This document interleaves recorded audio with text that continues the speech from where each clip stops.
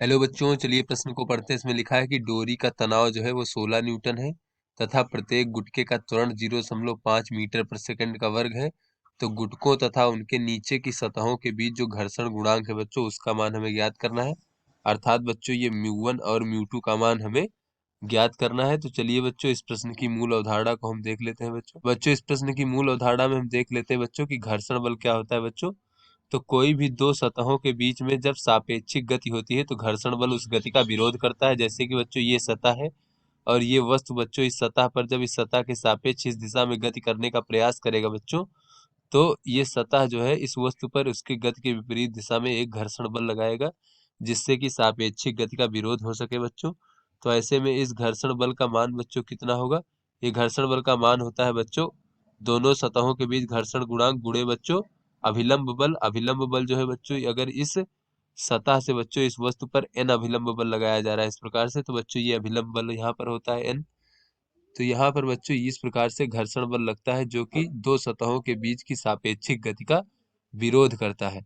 और बच्चों न्यूटन का जो द्वितीय नियम होता है बच्चों, गति विषयक द्वितीय नियम, वो क्या होता है? वो होता है बच्चों बल बराबर किसी भी वस्तु पर जो बल लगता है वो द्रव्यमान और गुणे त्वरण के बराबर होता है बच्चों बल का परिमाण, इस प्रकार से। तो चलिए बच्चों अपने प्रश्न को हल करते हैं। बच्चों यहाँ पर प्रत्येक गुटके का जो है त्वरण का मान दिया गया है बच्चों। तो यहाँ पर त्वरण हम ए मान लेते हैं। इसका मान क्या दिया गया है? 0.5 मीटर प्रति सेकंड का वर्ग। और बच्चों डोरी में तनाव दिया गया है बच्चों 16 न्यूटन है। तो यहाँ पर बच्चों डोरी का तनाव हम टी मान लेते हैं। इसका मान बच्चों 16 न्यूटन दिया गया है। तो बच्चों ये इस प्रकार से परिस्थिति यहाँ पर दिखाई गई है बच्चों। तो मान लीजिए ये डोरी में तनाव इस प्रकार से बच्चों टी तनाव है, जो इस प्रकार से टी तनाव है डोरी में। चलिए बच्चों यहाँ पर देख लेते हैं। ये बच्चों जो हमारा 4 किलोग्राम का गुटका है बच्चों, इस पर गुरुत्वाकर्षण बल नीचे की ओर लगेगा इस प्रकार से। और कितना लगेगा बच्चों? अगर हम जी का मान जो है बच्चों 10 मीटर प्रति सेकंड का वर्ग मान ले बच्चों, तो गुरुत्वाकर्षण बल होता है बच्चों द्रव्यमान गुणे गुरुत्वीय त्वरण। तो बच्चों द्रव्यमान 4 किलोग्राम है और गुरुत्वीय त्वरण 10, तो ये बच्चों यहाँ पर 40 न्यूटन हो जाएगा।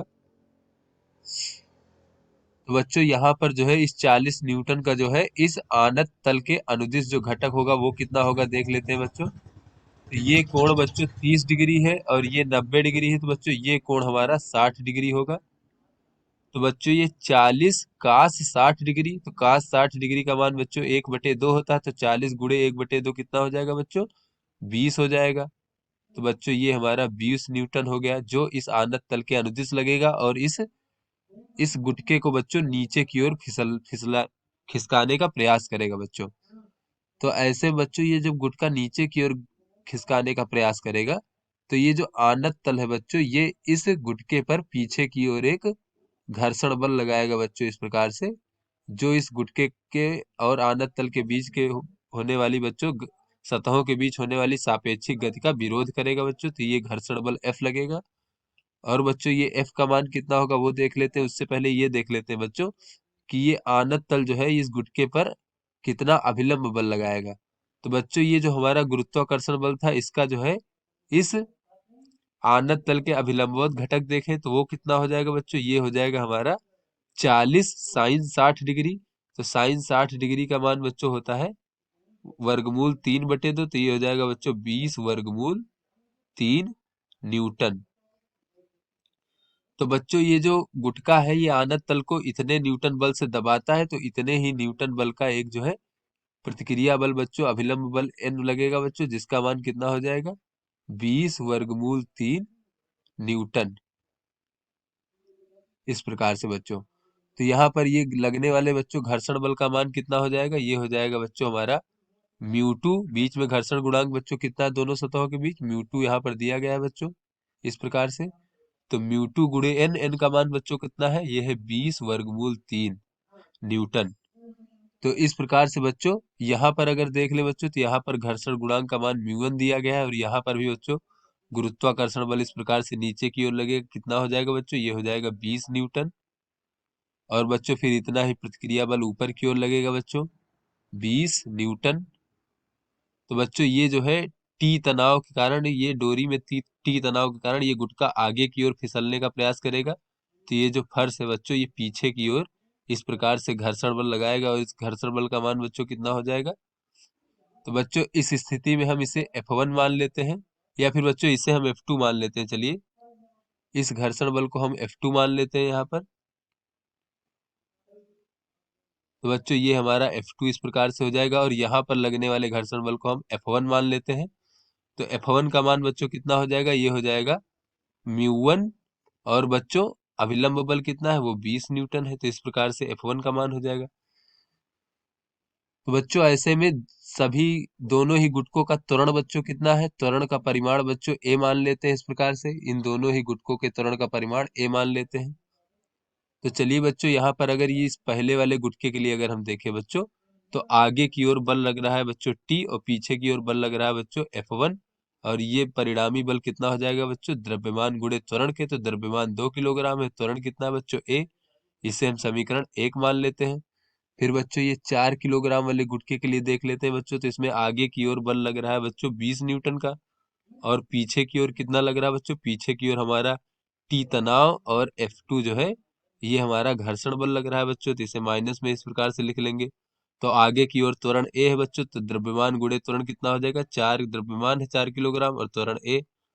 तो इस प्रकार से बच्चों ये हमारा हो जाएगा समीकरण 2 मान ले। तो बच्चों यहाँ से अगर हम देखें तो समीकरण 1 में बच्चों T का मान और F1 और A का मान बच्चों, A का मान रखने पर, तो बच्चों समीकरण में T का मान रख देंगे। तो T का मान है बच्चों 16 न्यूटन, और F1 का मान बच्चों कितना है, F1 का मान है μ1 गुणे 20, यानी कि इसे हम कह सकते हैं 20 μ1 बराबर 2 गुणे A का मान बच्चों है 0.5, तो ये बच्चों हमारा हो जाएगा 1।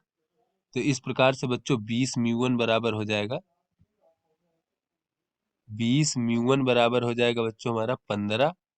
तो μ1 बराबर कितना हो जाएगा बच्चों, ये हो जाएगा 15/20, अर्थात बच्चों जो इसको हल करेंगे तो ये μ1 का मान हमें प्राप्त हो जाएगा 0.75।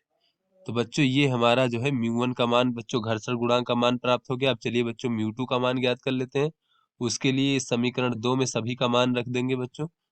तो समीकरण 2 से ये बच्चों हमारा μ1 का मान प्राप्त हो गया। अब बच्चों μ2 के लिए देख लेते हैं।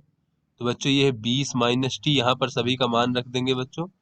तो 20 माइनस टी का मान बच्चों 16 है। फिर माइनस F2 है, F2 का मान बच्चों कितना है, 20 वर्गमूल 3 μ2, बच्चों माइनस 20 वर्गमूल 3 μ2।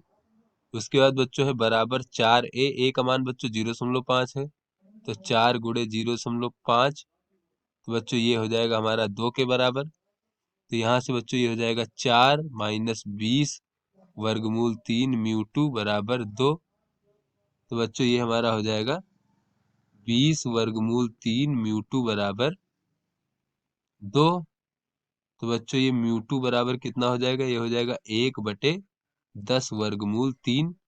तो बच्चों इसको हल करेंगे तो हमें μ2 बराबर प्राप्त हो जाएगा 0.058। तो बच्चों ये हमें μ2 घर्षण गुणांक का मान प्राप्त हो गया। तो इस प्रकार से बच्चों μ1 और μ2 के मान हमें प्राप्त हो गए। तो आशा करते हैं आपको समझ में आ गया होगा। धन्यवाद।